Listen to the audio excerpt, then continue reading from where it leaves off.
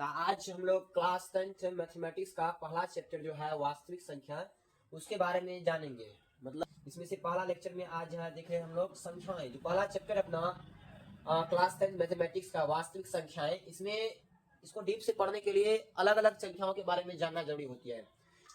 वास्तविक संख्याएं चैप्टर को पढ़ने के लिए आपको अन्य प्रकार की संख्याएं, जैसे जितना भी संख्या है उसको भी जानना जरूरी होती है। काहे कि बिहार बोर्ड में ऑब्जेक्टिव या जो भी स्टेट बोर्ड है इसमें ऑब्जेक्टिव पूछा जाता है, तो इसमें संख्याओं से रिलेटेड क्वेश्चन पूछी जाती है। जैसे सबसे छोटी प्राकृत संख्या क्या है, सबसे बड़ी प्राकृत संख्या क्या है, सबसे छोटी पूर्ण संख्या क्या है, सबसे छोटी पूर्णांक संख्या क्या है, सबसे छोटी भाज्य संख्या क्या है, सबसे छोटी अभाज्य संख्या क्या है। तो इस टाइप के क्वेश्चन को जानने के लिए आपको इसी चैप्टर में पढ़ना पड़ेगा विभिन्न प्रकार की संख्याओं के बारे में, जिसमें सबसे पहले अपना लोग पढ़ेंगे। इसी का टॉपिक हम यहाँ पे लिख दिया है, टोटल 11 टॉपिक है, उसको देख लेते हैं। इसके बाद आगे हम लोग डिस्कशन करेंगे इस संख्याओं के बारे में।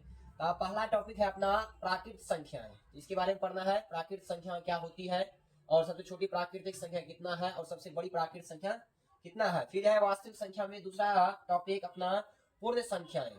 पूर्ण संख्याएं क्या है इसके बारे में आगे डिटेल में अध्ययन करेंगे।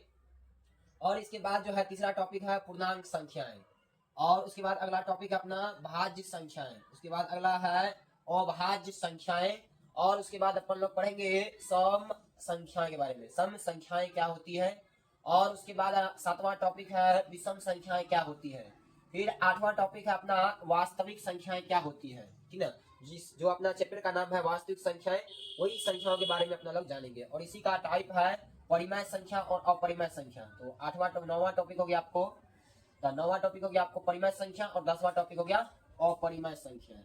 एक मिसलेनियस है या एक्स्ट्रा कहिए, इसे पढ़ते हैं 100 अभाज्य संख्याएं। इसको मदद में लेते हैं अपरिमेय सिद्ध करने में, इसलिए हम इसके बारे में भी जानेंगे 100 अभाज्य संख्याएं किसे कहते हैं। टोटल आपको 11 प्रकार के संख्याओं के बारे में जानना इस चैप्टर में। इसके बाद आपको ऑब्जेक्टिव में शायद दिक्कत ना हो। तो चलिए देखते हैं इससे आगे इन सभी संख्याओं के बारे में।